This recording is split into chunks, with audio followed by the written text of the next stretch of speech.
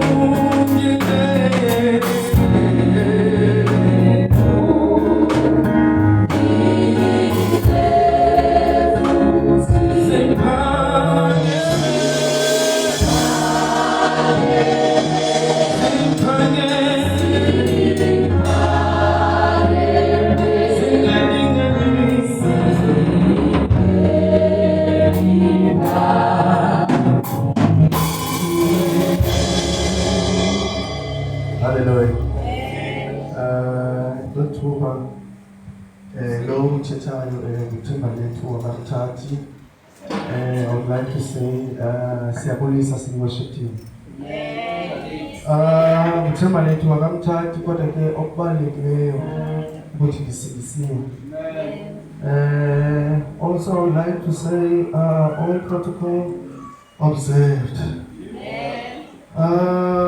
Kwesisandlo bazalwane ndiyawuthanda celiwe ukuthi bangangenze ikhuthaze bomnikelo. Ngivumeleni bazalwane bami, ngithi ngicela sikhile incwadi kaMalaki.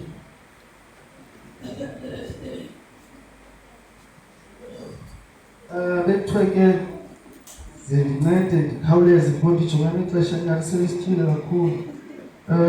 After inkonzo yomnikelo sizawucela nje abantu ababini abanobungqina. Amen.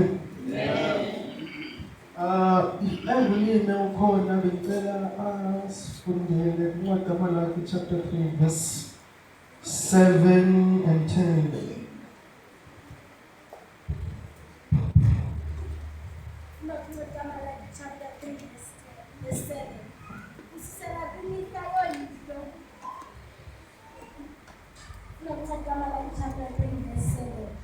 Ususela kwimihla yoyihlo niyintlile emiselweni yam anayigcina. Buyelani kum ndibuyele kuyo, utsho uYehova wobukhosi. Nithi ke, sibuye ngokuthini na? Umntu angamqhatha na uThixo ukuba indiqhathe nje? Nithi ke, sitheni na ukuqhatha? Kwizishumi nemirhumo niqalekisiwe ngesiqalekiso. Noko ke niphikele ukundiqhatha. Nina luhlangandini lonke niphela. Verse 10, ziziseni zonke izishumi endlwini yobuncwane bam, ize kubekho ukudla endlwini yam. Ngoko nindicikide ngale nto, utsho uYehova wobukhosi, ukuba andisayi kunivulela na iingcango zezulu, ndinithululele iintsikelelo kude kungasweleki lutho. Amen. Xa ndifunda esi scripture ngokomnikelo, esi scripture ndinayo into ukuthi siyathetha kwanam also esi scripture that umnikelo ukuzophula ngokuthatha into yakho nokugqibela uyinike uBaba.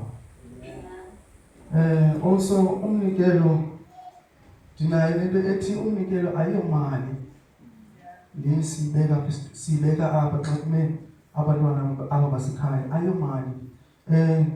Umnikelo yinto esuka ezantsi enhliziyweni. Because I believe ukuthi uThixo akajongi only what you give, like imali, ujonga inhliziyo.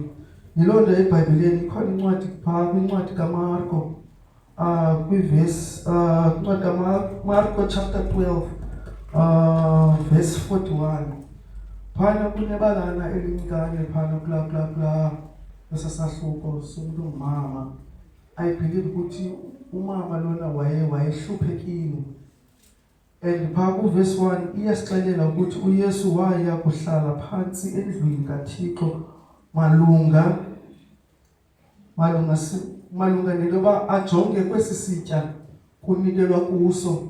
And then ithi iBhayibhile kwakwizityebi ezazinikela ngemali enintsi phana, but kwaveske kwathi umntu umama othile only wayezise, I believe ukuthi wayezise only 2 cents if I'm not mistaken, wanikela ngala 2 cents. La mama wanikela ngako konke ngokwenhliziyo yakhe, not ngokwemali, because I believe ukuthi imali lesinikela ngayo, umzekelo ndenze umzekelo ndithi inkonzo ingcinisa imali yomnikelo. Noba mna la mali umzekelo glory bathi ngasoze ndiyenze into enjalo, la mali nje bendigciniswa yinkonzo, la mali mna ndiyithathe ndiyitye. Andityanga mnikelo, nditye imali. There's only one person who can receive umnikelo, is Jesus Christ only.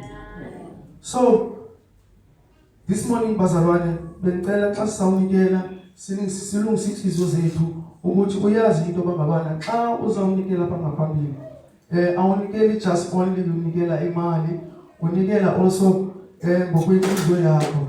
Amen. Nizawucela bazalwane usikhatha unikelo.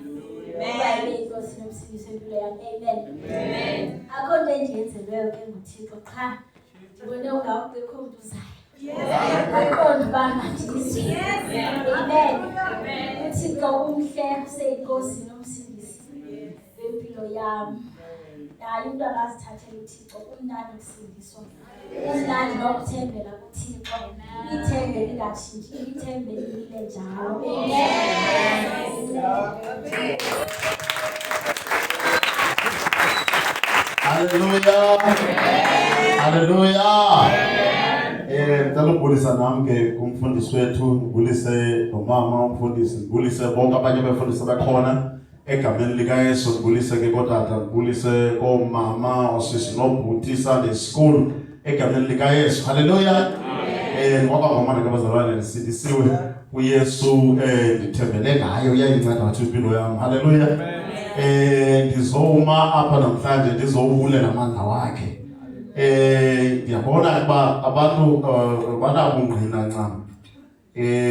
So ngoba mandiphakame ndibana ukungena oko ngamaxesha ndoyika lento yeyibaxa soloko kusithi ndivela oko ndizoma ngoba mna ndinabo oko ubungqina.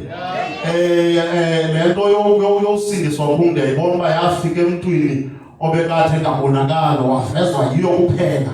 So ayikho enye into endivezayo nditsho sendiyibona nento eyenzeke ebomini bam ndiyiqaphele uba uYesu ke lo wenze apha zii-footsteps zakhe. Ndizoguquka apha last week, ndimuntu obeshumayela kodwa ndiye ndaqaphela uba imihla yonke ngoba ndisemsebenzini ndiyaguquka phayana bangatshayisana nale into iyandiguqula. Haleluya. Iimeko zomsebenzi wam azingomsebenzi oncomekayo othi mhlawumbi umuntu angahlala kuwo forever. Ndiyaxolisa kwabazi bachaphazelayo sengibona apha ngenye indlela. Haleluya. Zinemeko nje ezithile ezingekho right. Now ndiyakhona uba apha ngaphakathi kwam ndiyarhalela apha ndifumane omnye umsebenzi. Haleluya. Now ke ndisoloko ingumthandazo wam lowo until the preaching the last week, apho ndiye ndafumanisa uba tyhini ndiyasilela apho. Ndim oyena mntu ekufuneka eyolungisa. Ndiyambulela kuThixo that zonke ezi zinto ziye zacaca ngolifika emsebenzini. Mane zigqama one by one. Ndithi xa ndifika kule ndikhumbula uba thina ndenzi kakuhle apha. Ndiphinde ndifike kwenye ndikhumbula uba ndenzi kakuhle kuyo. So zithe ke ngokwezi zinto zisamane zivela one by one. Ndatsho ndanethemba loba inoba ndizawutsho ndikwazi ngokulungisa phaa kwezaa ndawo. And if ke ndikwazile ukulungisa phaa ndinalo nethemba loba uThixo uyawundinceda andiphekele into bendiyinqwenela. Amen. So izobulela kuThixo ngoba angathi xa kanti kwi-message ebekwayo ukuthi kanti ize kum ngoku mna ndicinga uba fama ndiyashumayela kanti ize kum, and ke ndibulela namandla la we-repentance every day emsebenzini asebenzayo. Amen.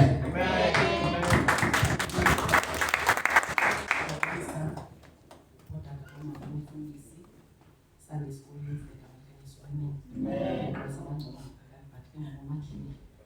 bendike ndacinga apha entsukwini ubana kulaa weekend ye-Easter besiyihambile notata sa-Eastern Cape.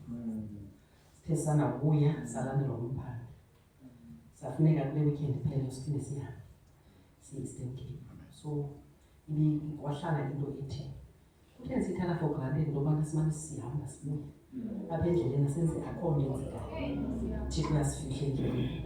And ke ngoku into endiqaphele into yobana sinethendensi yobana sithandaza okoko ke apha endleleni sihambe siyofika Yeshua, Yeshua,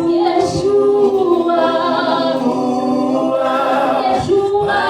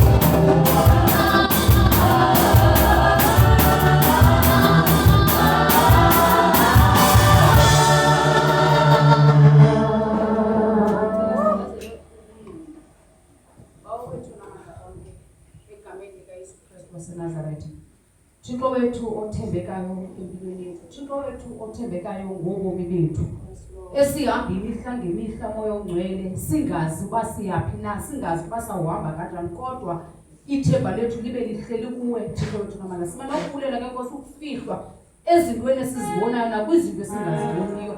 Ubonakala ukukhanyiselo ngalo lonke ixesha Thixo wethu ulungileyo.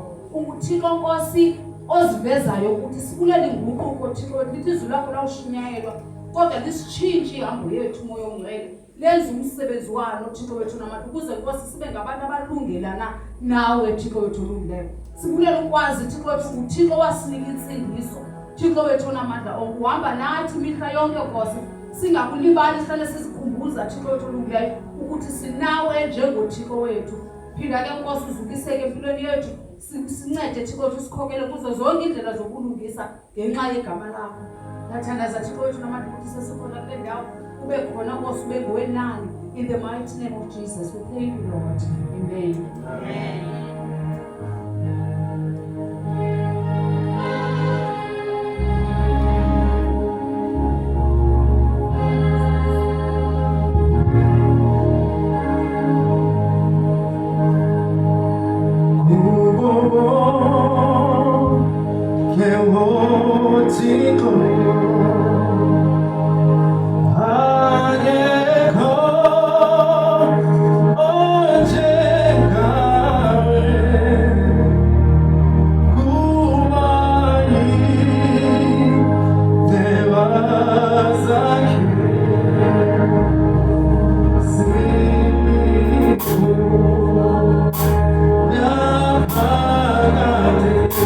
Come on,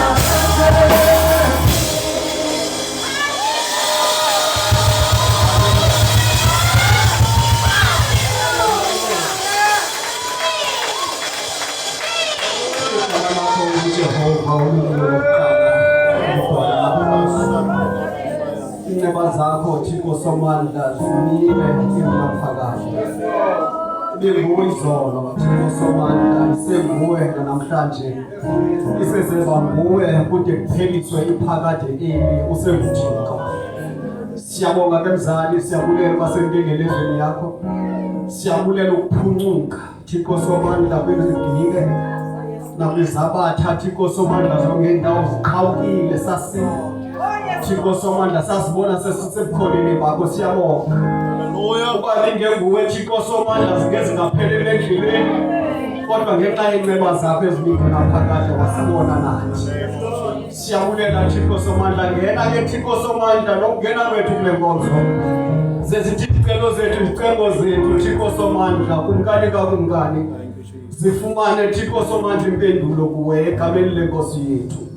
Siyabonga ke mzali, siyabulela hlala kunguThixo namhlanje, hlala uzibonakalisa in the mighty name of our Lord Jesus Christ. We praise your name in Jesus name. Hallelujah. Amen. Hallelujah.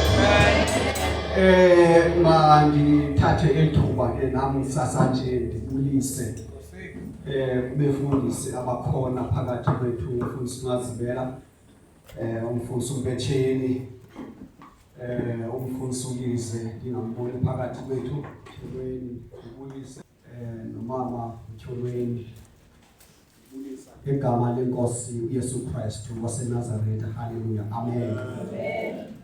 Igama lami ke ongalaziyo nomkhulu ngicela ivolume uba ngifuna usithela lapha kwemic. Hallelujah. Kuba ke uThixo uhambe nami for last 2 weeks. Hallelujah. Ngawabona amandla akhe. Indawo ke nikule ndawo ndiphakamise zethu izami izandla ngisithi uThixo uyinkosi. Amen. So ke ngicela nje umoya ukwenza uba ngingavakali uba ngithethele ezantsi ngegama likaYesu. Andisimiselanga unyuka ke namhlanje. Amen. Ngifuna uthatha la ntambizo kaMfundisi Mazibela ngicokole nami njengabantu abaninzi bencokola. Hallelujah. Kodwa ke ngivakali bengincokolayo ngegama likaYesu. Hallelujah. Angithathe lethuba ke ngibulise kwabangakhange beve belizwa. Bakhona abaqala usindwendwela namhlanje. Baqala bakhona apha phakathi kwethu esidabusini namhlanje. Engicela bawukhona phakathi kwethu phakamisa izandla wenje nje. Amen.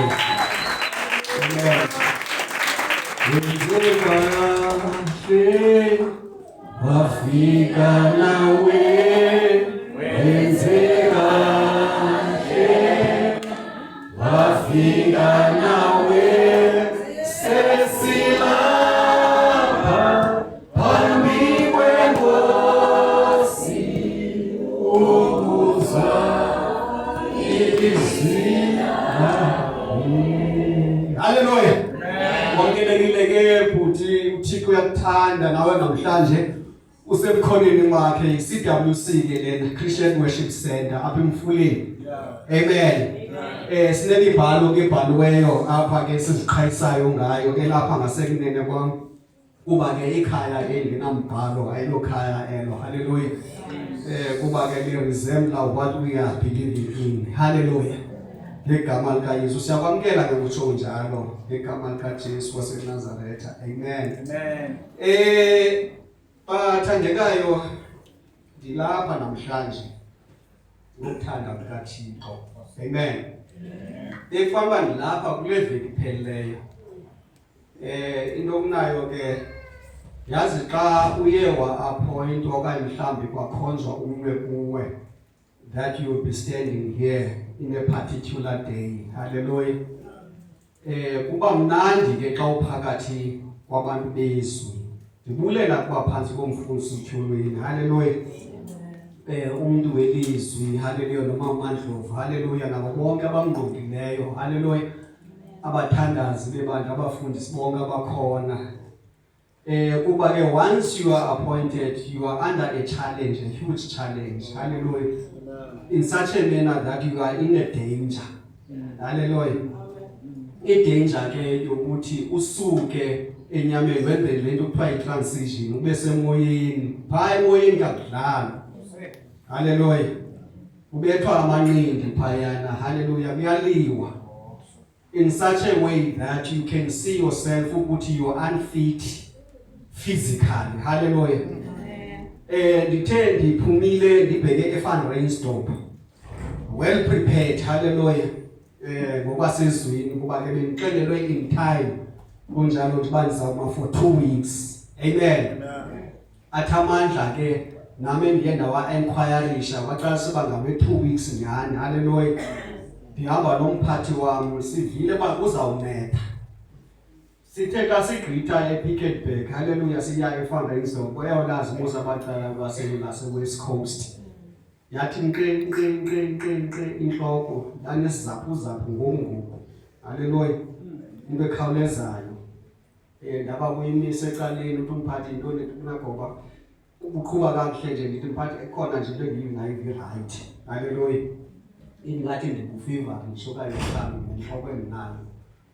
Ungumuntu welizwi ke wathi in the name of Jesus, haleluya. Sabiza amandla, haleluya. Nayiva lokho ingathi tegoko saqhubekeka sahamba, but sithe sifika ePicketberg abangathi amehlo ndiboni, amen. Kumandi lento bahamba nabantu belizwi. Yani khuthaza abazalwane ukuthi ilizwi masifumaneke kulo. Masibe ngabafundi, let us be the readers and the doers of the word. What we are in is not the child's play. Hallelujah. Kumnandi ukusindiswa, but ukusindiswa ku dangerous. Hallelujah. Kufuna umuntu oma ezwini. Kuba kuthiwa uThixo mos ezwini lakhe uyalilinda izwi lakhe lize lufezekise umsebenzi. Xa usihleli ezwini likaThixo ukwisithatha sikaThixo, haleluya, ngoba uThixo ulinde ukwenza kwizwi lakhe. Xa ufumaneka ke ngoko ekuthikweni kaThixo ngezwi lakhe, uzaba ngumntana kaThixo osokuku spotlight sikaThixo, ekubusisa ngento zonke, ekukhusela ezintweni zonke ngegama likaYesu. Amen. Ndiyanicela ke ukutsho ukuthi xa sihamba lendlela mayingehlukani lencwadi nemilebe yemilomo yethu. Sicabange ngayo each and every day umtsha umdala ukuze kulunge kuwe, ungatyeki ekhohlo noba kusekunene usoloku ucabanga ngale ncwadi noba usemsebenzini, haleluya. Ngoba iyanceda indaba yohlala ezwini umtsha kwizilingo zobutsha. Iyanceda into ohlala ezwini ungumuntu omdala kwizilingo zabantu abadala ngegama likaYesu. Nditheke xa ndibona uba imeko yam ayintlanga abazalwane, kuba ke I've got a list, haleluya, yabazalwane abanaba phakathi kokukhonza kwethu abatyhilwayo ngumoya oyingcwele ukuthi basezwini. Ndaphunguphunguza uba nantsi ibhola izawuwa kum ezandleni, ngoba andiziva kamani kungoLwesihlanu imeko iyisuba mandundu ngecawa funeka ndime kule ndawo ndalaqaza emoyeni, haleluya. Ndakhangela ndafumana umntana ngomana, haleluya, emoyeni ngegama likaYesu. Ndicela abazalwane nifumaneke ezwini, ngoba umfundisi ngelinye ixesha nawe iyaxineka engumntana kaThixo, engumntu naye esenyameni akhangele emoyeni uba ndingasebenzisa abantu namhlanje. Kuthiwa kafumananga mntu anyanzeleke ukutheme ngokwakhe. Siyacela abazalwane, we plead that let us be the children of God through his word, ukwenzela sizokwazi ukufumaneka ngexesha likaThixo. Yes, silapha we need to be blessed ngezwi likaThixo, but lithini izwi likaThixo kuwe for the last week? What have God revealed to you for you to be here today? In order for you to bless someone ngobukho bakho kule ndawo, ngoba ngumthandazo womfundi welizwi, to encounter with you ngelinye ixesha kuyanceda ngoba wena ungumntu welizwi.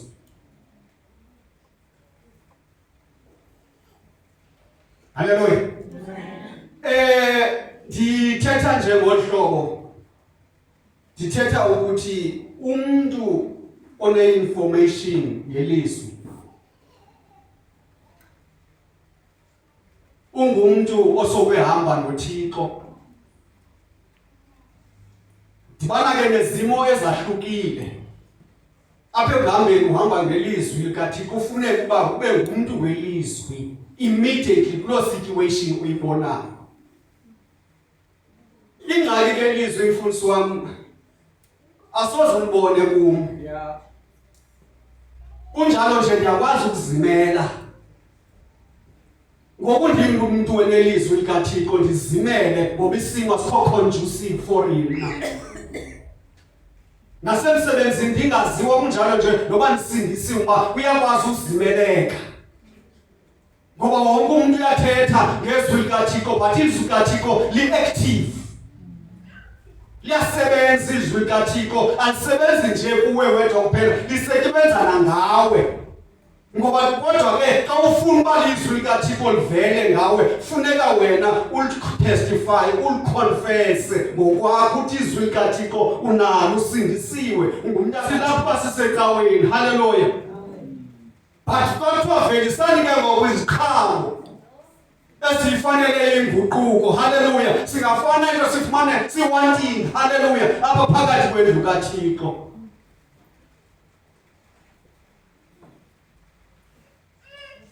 Ngithi mandigqithe nje kuloo ndawo mfundisi.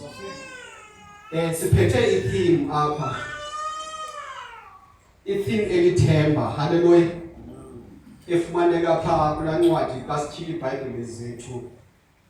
Incwadi ka-1 Timothy chapter 6 verse 6. Zawucela ulindeke asifundele kusukela kuverse 1. Futhi soba ndizukutya kwenye indawo ngizawuhlala before kubethe ikota past 11. Haleluya. Ndifuna uthetha nje ngale ndawo ka-1 Timothy from verse 1 up until verse 6. Sizawuncokola nje ngaloo ndawo nje qha kuphela. Andihlamba ndizosithila nosithile singizibhama. Haleluya. Funa nje ke silungisane sibonise ilizwi likaThixo phakathi kokuhlala kwethu ngegama likaYesu. Ithi ke i-theme endiyiphetheyo apha kule ndawo, godliness with contentment is a greater gain, or is a great gain.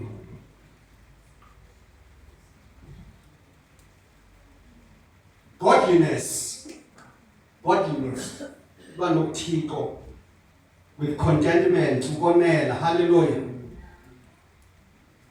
Itself is a great wealth. Zitsho ezinye inguqulelo. Into esiyiphetheyo leyo uba ke sanele. Sisaneliswa yintoni lilizwi lenkosi. Iyaba yinzuzo enkulu leyo. Ukwanela ngobuthixo. Haleluya. Amen. Ungabhekabheki ujonga izinto zezwe, wanele nje uba ungumzalwane ngegama likaYesu. Masifunde ke lime kuchapter 6 from verse 1 to verse 6. Amen. Amen. Chapter 6 verse 1. Onke ke amakhoboka aphansi kwendonga ndingake angabalelela abalimiwe ekuthini bafanelwe ngokondonke ukuze igama likaThixo lokufundiso linganyeliswa. Lawo ke ankosi zikholiweyo makangazideli nakuba zingamazalwane, makube kukhona azikhonzayo ngokuba zingamakholwa, zizintanda ezingamadlelane ngomsebenzi wokusiza, bafundise ezi zinto ubavuselela. Ukuba umntu ufundisa mfundiso yimbi, angavumani namazwi aphilileyo angawenkosi yethu uYesu Kristu, nemfundiso engokuhlonela uThixo, uthiwe lwane ikratshi, engazi lutho kakuhle, ufa kukhanuko, iimbuzwane namaphike amazwi, ekuthi kwezo zinto uphume umona, ikala, izinyeliso, izirhano ezingendawo, iimpikiswano zochule lwabantu abonakele ingqiqo, abahluthwe inyaniso, bemba ukuhlonela uThixo ukusenzela inzuzo. Ke ukuhlonela uThixo undawonye nokwanele kusekeleza inzuzo enkulu. Thixo wethu izwi lakho selifundile sifundise lona sakhe esibube. Thixo wethu senze uba sibe zizinto uma sibe zizo ezwini lakho Yesu Kristu Nkosi yethu. Amen. Pha ku-verse 1 ndizawuthanda nje uba siyilungise le ndawo uba ke sizawuthanda ulahleka. Haleluya. Ndizayifunda nje ucela umuntu umele verse inatsika inguqulelo yesiNgesi asifundele nje ukwenzela uba aba bangazuva mhlawumbe somehow ngithethile uba lithini bebelivile ilizwi balithini from verse 1 to verse 6 ngequlelo yesiNgesi. I'm not sure which one umuntu azabe nayo. All slaves should show full respect for their masters, so they will not bring shame on the name of God and His teaching. If their masters are believers, there is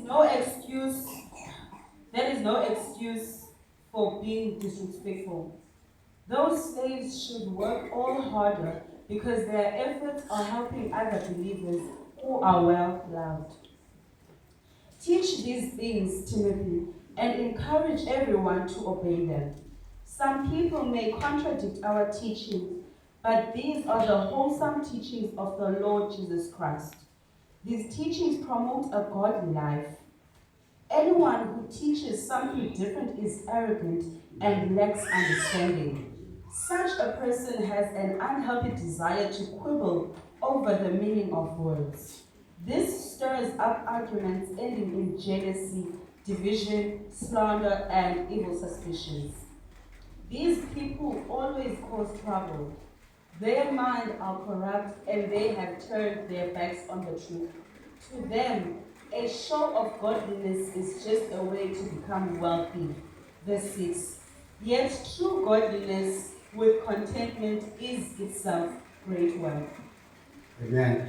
If siyaqaphelisisa kakuhle apha verse 1 no verse 2 bathetha ngamakhoboka nabaqeshwa okanye mhlambi awumasters babo. So fumanisa ukuthi ngexesha ke lokuphila kwethu asisalisebenzisi igama lokukhoboka. Haleluya. Sisebenzisa igama le-employment. Amen. Uthi ukuthi asikhethelwanga bucala ukuba if and only if sizawugxila kwindaba ye-slavery, we might take ourselves out of the content. Hallelujah. Sicinga kuthethwa ngabanye abantu because thina asisengawo amakhoboka sakhululeka. Hallelujah. But apha ndifuna wazi into ukuthi apha kuthethwa ngabantu abaqeshiweyo, the employed people. Amen. Kuthiwa pha okokuqala kwiverse 1 endicela uba uphinde uyifunde ngesiXhosa ngime ukwenza uba siyive kakuhle le nto. Wonke umuntu oqeshiweyo who is fully employed.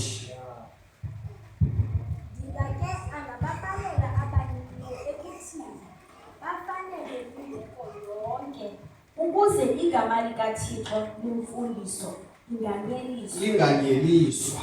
Abantu abaqeshiweyo bazalwane bam ngabantu abangene emisebenzini ngemithandazo abanye babo. Haleluya. Abanye ke bangenile ngenxa yemfundo bencediswa phofu ngemithandazo basiyamkholwa uThixo uba he's a provider. Haleluya.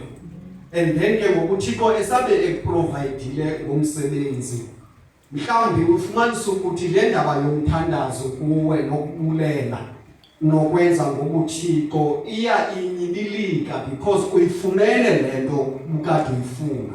Haleluya. Njengomuntu wonke ke phofu othi xa ethe wazuza into athe sawuyibamba esandleni aphinda jonge enye ngapha angayinaki kakhulu esiyibambile. kanti ngalo lonke ixesha uThixo uyafuna ukuzukiswa xa ethe uThixo wakubabala. Hallelujah. Phake singamakhoboka ke sizi-employed. Hallelujah. Or sizi-employees emisebenzini yethu. Sinabantu abasiphetheyo, abanye babo basindisiwe, bayayazi inkosi njengoba nathi sisindisiwe. Hallelujah. Kodwa ke sinalento yokuthi xa sisebenzayo sikhokhelise ineeds zethu ngaphambili. Hallelujah. Okokuqala kufuneka uvukile uzilungiselele for ubheke emsebenzini. Loo nto lonke yithasi ke leyo ekubanga ngenye ixesha lo mzimba ungafuni ukuphakama apha kule ndawo lele kuyo. Amen. Ikwenze loo nto leyo ke ngoku ulahleke uThixo ngamanye amaxesha apha kuwe. Sine-privileges ke esizinikwayo emisebenzini. Ezinto kuthiwa zii-holiday, abanye kuthiwa zii-sick leave. Hallelujah. Okanye zii-family responsibilities. Kuyenzeka ke ngoku mhlawumbi masibonakalisele ukuthobeka abazalwane.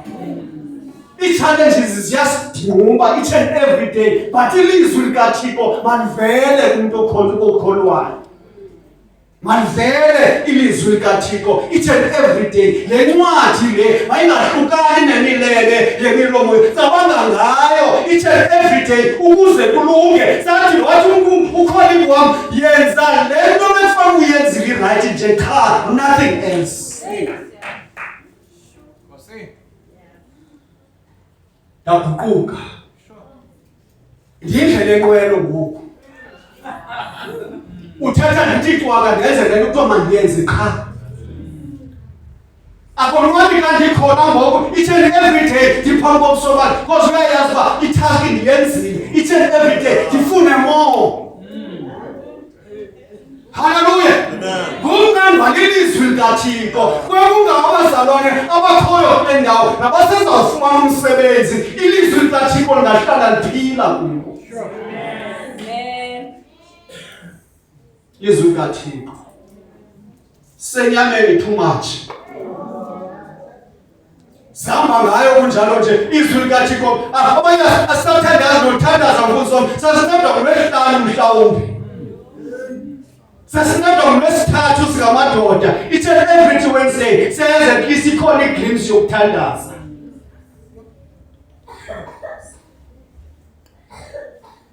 Makhoboka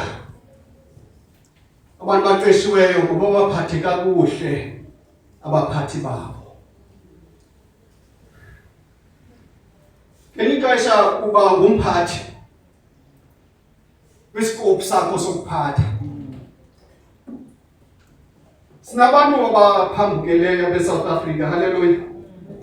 Abanye babo bayafumaneka ezindlini zethu beklina. Hallelujah. Kulapho ke ngoku kunenzekile uba ekwazi uba usindisiwe uJesu ecaweni each and every by ilanguage yakho xa ufika endlini xa uthetha naye iyahluka. Akatyi xa kutya abantu balapha ekhaya yena utya mva uba funeka ehlambe ngezitya, funeka enze yonke into before ayolala.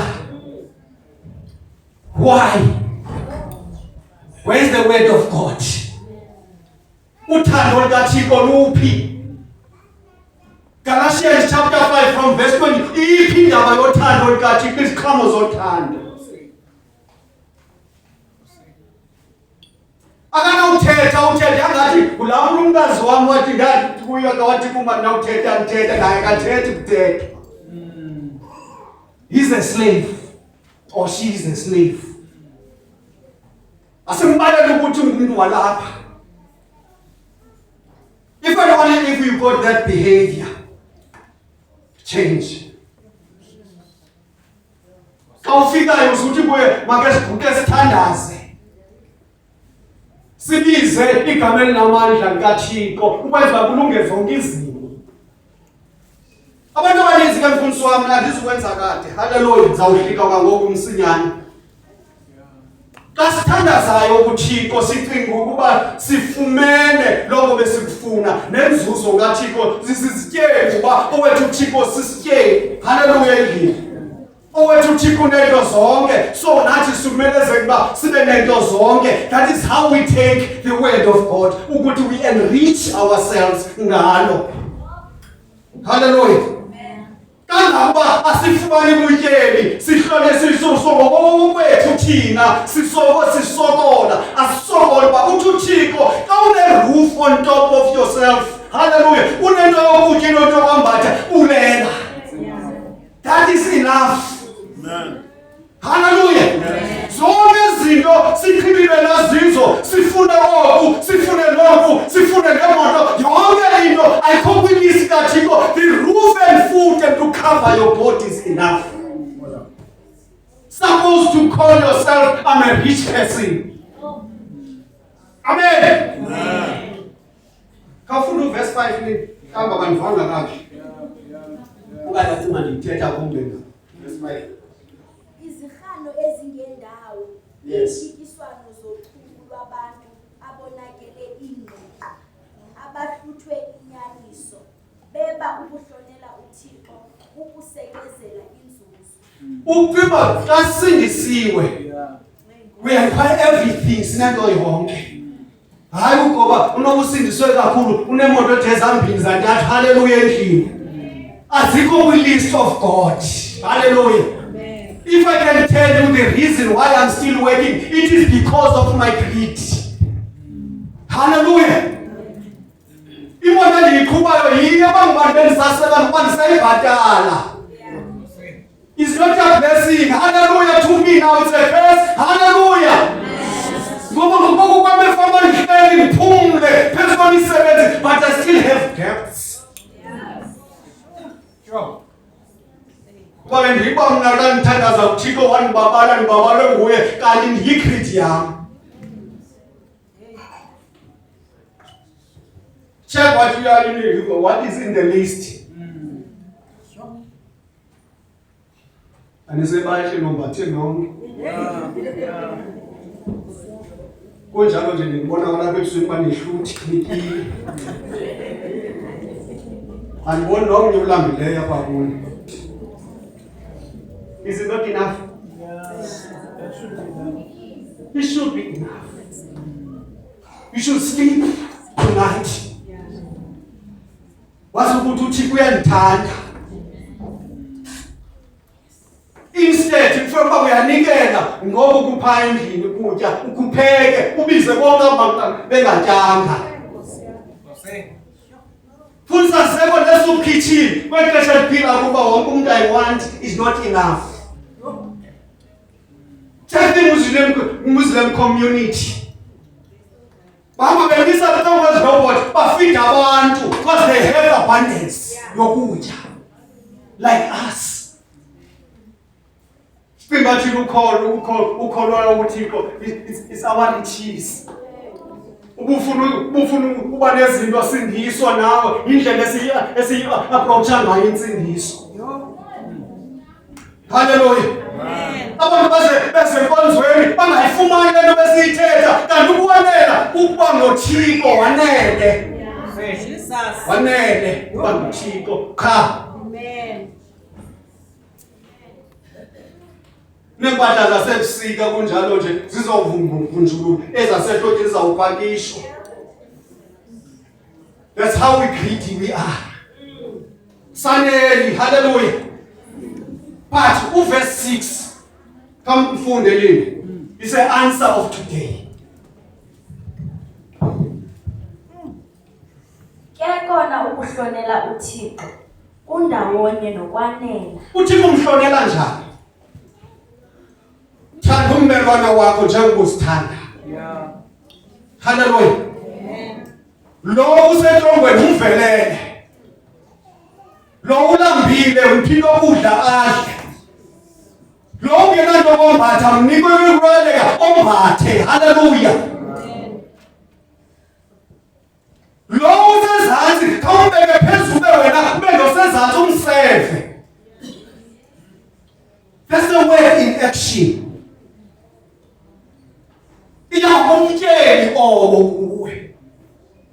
Guess what? Into yafumaniseka kuLazaro ukuthi wafumana ukuthuthuza ukuvuseleka sengapha yangaphesheya but ubelapha ngalelo wafumana intuthungo ngoba yena bephila kwi-abundance. Hallelujah. Wathi inkosi ngawutsho kuLazaro athi mpu ngoba kule ndawo ndiyathuthunjelwa ebekade ephila kamnandi lapha.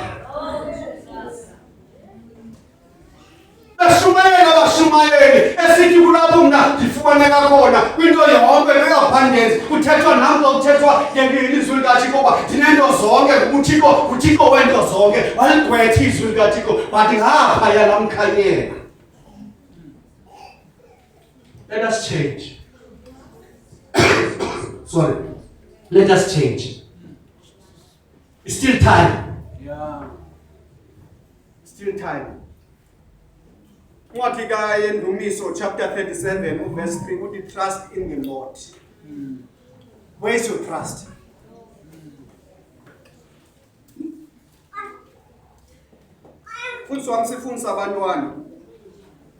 In order our trust is over kubo. Hallelujah. Azoba nethi. Hallelujah. But uThixo uyasibonisa sometimes kwamaxesha ukuthi umuntu enento angabinanto ngokunento. In order for you to trust in the Lord. Sikwixesha lobunzima, unemployment is sky high. In such a way banento ethi noba ndifundanga kodwa ufundileyo kananto usebenza. Hallelujah, siyafana. Kanti ngalo lonke lo xesha lithi ilizwi likaThixo, trust in the Lord and do good. Not just trust in the Lord and do nothing, do good. Velela basesibhedlela ibakhona kwindawo zenhlungu. Hallelujah ndini. Ukwenzela uba uThixo, hallelujah. Then you will live safely in the land, and then in the land of God you will be prosperous. When you trust in the Lord and you do something which is good, then you will live safely in this land. Hallelujah. Amen. Awuzudinga ne-security. Hallelujah. Kunjalo nje extortion says ubhaqe ngoba you do good. And then you trust in the Lord. Those are the ways that we even scared to talk about extortions. Hallelujah. Ngoba kuthi amaphara khona ayandiva noba ndivile ngegama likaYesu, I trust in the Lord. Amen. When he comes, I will just do good for him. Then I will prosper. Amen. Ngegama likaYesu. Hallelujah. This type of preaching, I go preaching imnandi. Hallelujah. Yeah. Ngoba yona ithetha nawe ukuthi phakama wenze into. Phakama wenze into. Ndifuna emlime ke sifunde pha ku Acts chapter 4. Kuba yazi mfundisi wami, njengoba ndisithi ngaske bekulamo, yazi mebende kuyo bazalwane yasemoyeni for 2 weeks. Andifane ngibekulamo. Hallelujah. Diba only kulamo xa ndithe kwaphumla ondikhombayo. Nam xa ndize enkonzweni ndiyafana nje nomuntu wonke, thanks that my voice is alive today. Hallelujah.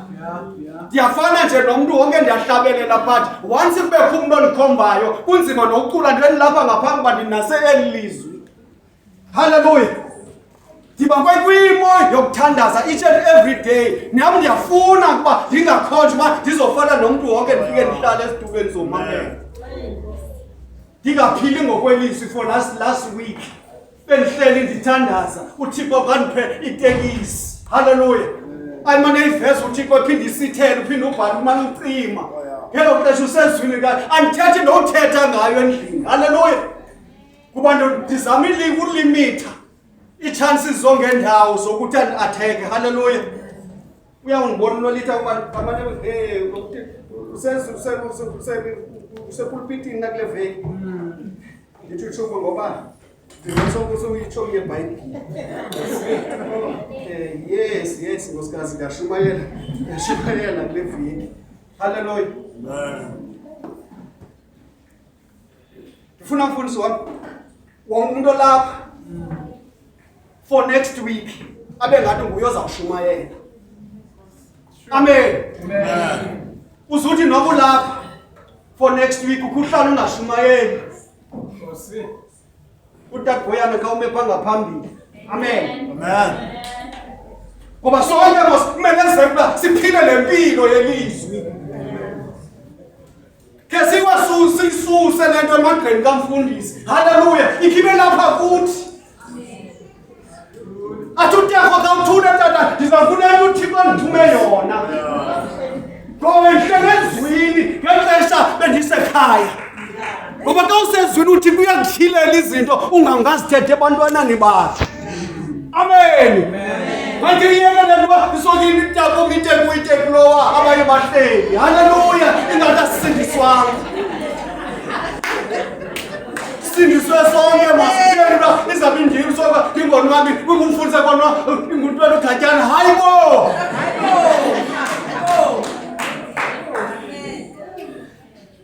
Why?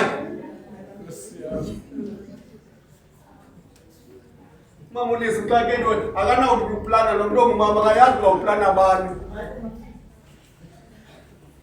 Uzamfumana kule viki zakhe. Khombe nje bangubani right. Sindisiwe naye. Amen. Thetha naye into lencwadi bengahlukani emilele. Nothe yakho wethu sonke asihlukana lencwadi ethu emilele. Sicabanga ngayo each and every day kuze kulunge. Hey Nkosi.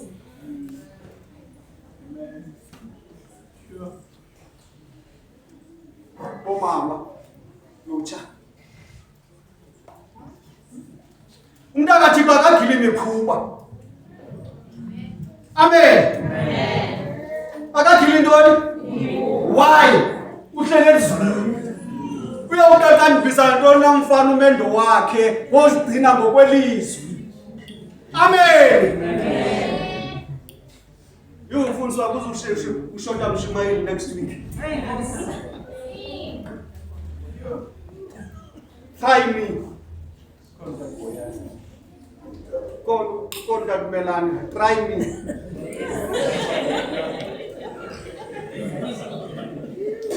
Ilizwi active.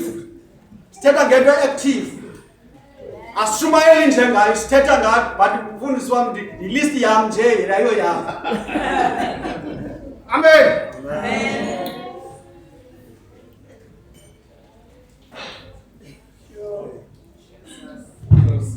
Ke kaloku inkitha yabakholiweyo Acts chapter 4 inkitha yabakholiweyo. That means inkitha yintoni? Multitudes. Yeah. Bantu abaninzi. Sibangaphi sibaninzi ngosafi inkitha. Yabatheni yabakholiweyo. Yayinhliziyonye. Amen. That means lenhliziyo ikumile kuni. Lenhliziyo kumfundisi le ikuthi sonke.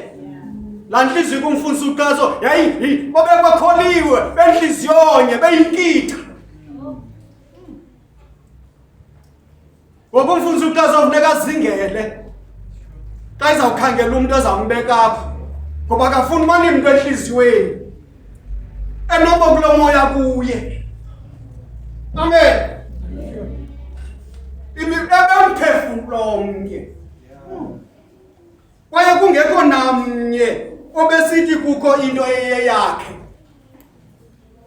Amen. Ndiyaboleka ne-BMW linikwe namhlanje. Amen. Ngoba kwangekho nomnye umuntu unento leyakhe. Benhliziyonye ndinike ulale eMandaleni. Siyathirizwa mali active. Kutsho lona apha. Lishunyayelwa kobani ke bazongazi ushunyayelwa kulithetha nobani langazuthetha nathi. Yeah. Amen.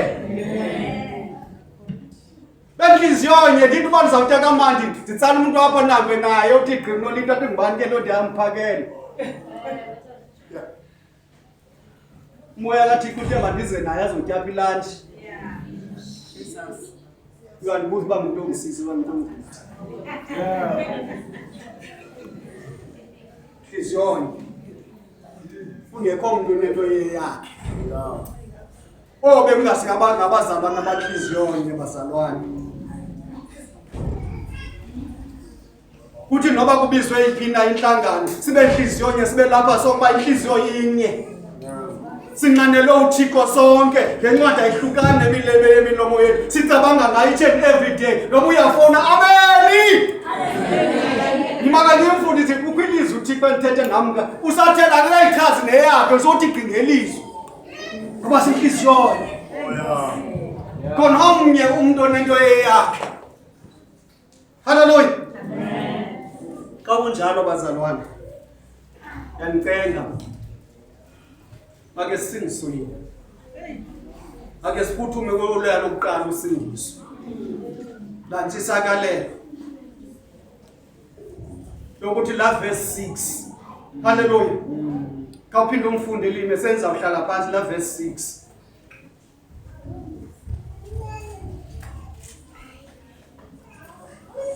Kodwa kubulela umthandazo wakho ngomtholweni. Wempiliso. Izwi lami yaliva. Bendinekhala ngoba ke nkosiyami ufundisa ukuthola uright bawugoba ndithi right bafuthi kodwa ngoba yalithembana. Kodwa uthe sawuthandaza lo mama lapha kusana khoma Thixo ndiyareceive. Amen. Ngegama lika Yesu. Amen. Amen. Funda lizohlala phansi.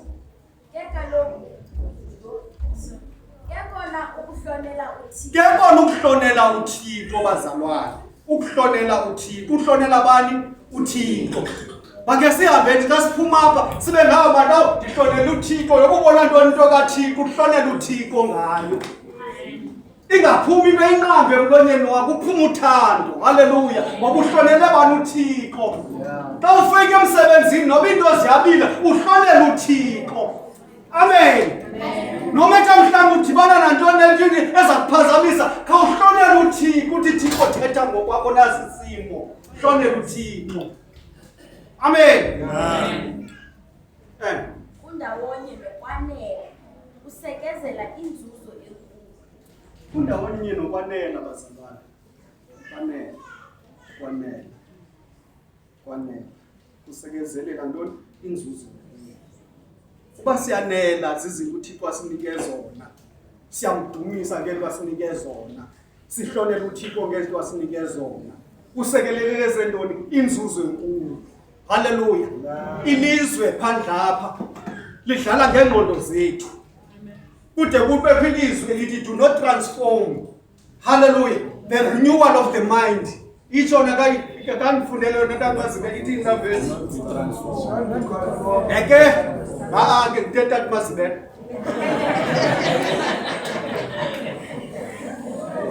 Icho simu. Konfunso.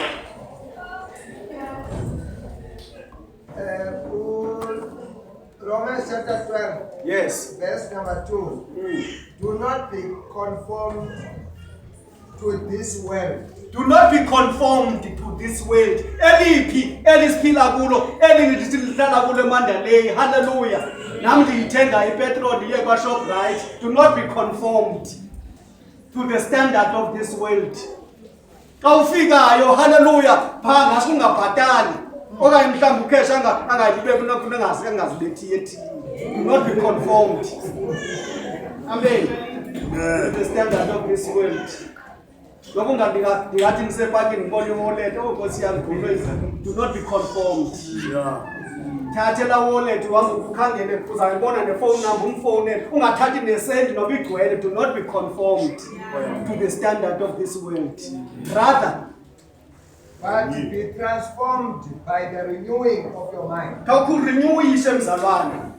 Yes, kwasingiso lo mzimba umdala ngigqithela intweni ezinzima bazalwane. Umuntu ndiphumele intweni ezimo ngamanyundululu. Hallelujah. But sengilo mzimba munye ngisindisiwe ngawo but maninga transform to the renewal of this mind.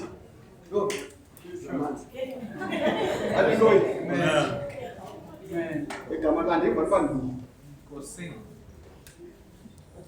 Hallelujah. Amen. Andenze manje nje ndenze manje izwi likaThixo limnandi izwi likaThixo. Uyaphileka. Khawuphuma transformed namhlanje. Khawuphuma transformed. uphumuna kwanele unokubutyebi kaThixo okuhlonela into zikaThixo uhloniphe wena kuqala ngoba umntana kaThixo. Amen. Ba ukhona apha usindiswana. Haleluya. Awuzange ukwamkela uYesu njengenkosi nomsindisi njengathi. Haleluya. Bathi nasenhliziyonye simqhela omnye singqondonye. Haleluya.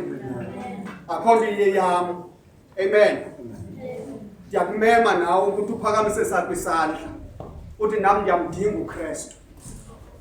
Bekwela ndwendwe ke mhlawumbi lelodwa lizawuphakamisa ngegama likaYesu. Siyamdinga uThixo. Siyamdinga hayi mandoda mandilibele bakwimike. Sisenqayisa ngelizwi ngokutholela ndiyabulela ngegama likaYesu. Bazalwane bami jonga. Yabo? Ishumayele nje kulicala qha mfundisi wami. Bengakangeni ngakodwa ndiyayeka. Yabona uba ndawubethwa konoxesha. SozikaThixo chepheza kuzithande khona. Kodwa ngokwanele namhlanje. Phuma wena uba active emzini kaThixo. Phuma uyohlonela umqeshi wakho. Nomqeshi wakho osindisiweyo lapha kule ndawo bakwazi ba usindisiwe abonisa iziqhamo zensindiso na. Ukuze uThixo ahloneleke ukuze sibe nabo ubutyebi basekhaya ezulwini. Ungaphuma ujijithekile apha kule ndawo kodwa enkosi yamakwanele sayithatha ke bantu uThixo unako konke yanela nje ile nto uba uThixo ekuphilisile ukhona. uThixo omkhonzayo uzazibonela yena ngokwakhe uba uThixo uyazibonela ngegama likaYesu. Ukhona ofuna ukwamkela uYesu njengenkosi nomsindisi? Is there anyone? Thank you Jesus.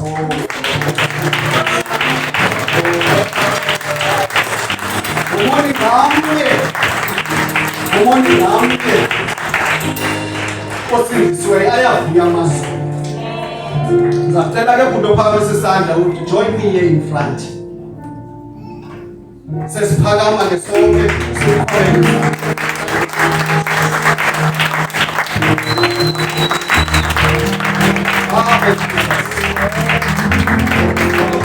Siyabulela ngokukhulu. Ndiyacela ukuthi sibe ngeenyawo sonke singumkhosi singabadizalwane basindisiwe. Ngicela ujonge ngapha kuthi. Yabo masisindiswe sonke. Ungena kulo mkhosi nawe usindisiweyo. Jesus. Abona abahle bonke nawe umhle. Uzaba mhle wesi namhlanje wamkela uYesu. Ngizawamkelisa ngokwami kuYesu bakubizwe ndini. Haleluya. Ngizokunikela komuntu. Ngizawucela ke ujonge ngapha kum bazakuncedisa uzothuka xa bethetha bonke. Sinhliziyonye. Singondonye. Wonke into oyivumayo nathi siyayivuma. Siza kuncedisa xa uthethayo. Uzawutsho ezinto ndizithethayo apha emva kwakho. Haleluya. Bona bazabe becula nje phaa kancinci ingoma yabo. Bakuncedisa kwapha ezantsi. Siye sithi ke xa umuntu elapha ngaphambili aphakamise izandla for the sign of salvation. Basiyanikela bonke. Uthi noba uphethe iphepha ulibeke phansi. Haleluya. Ngegama likaYesu. Phakamisa izandla. Sinikela kuThixo. Sizawuthi ke le nto ndizayithetha uyilandele baza kuncedisa bona. Nkosi uYesu. Nkosi uYesu. Ndiza kuwe. Ndiyakwamkela. Ube yinkosi. Ndiyakholwa ngenhliziyo yami. Uba uThixo wakuvusa kwabafileyo. Ke ngoku nami ndisindisiwe. Indlela zami ezindala mazingabuyi ndihambe ngazo. Izihlobo zami ezindala mayingabuyi bezihlobo zami. Izihlobo zami zizihlobo zezithetha ngelizwi. Namhlanje ndiyabulela kuba ndifikile kuYesu. Abantu bomi bami ke ngoku. Bangengcwelise Nkosi. Nami mzalwane wakho. Bless the Lord.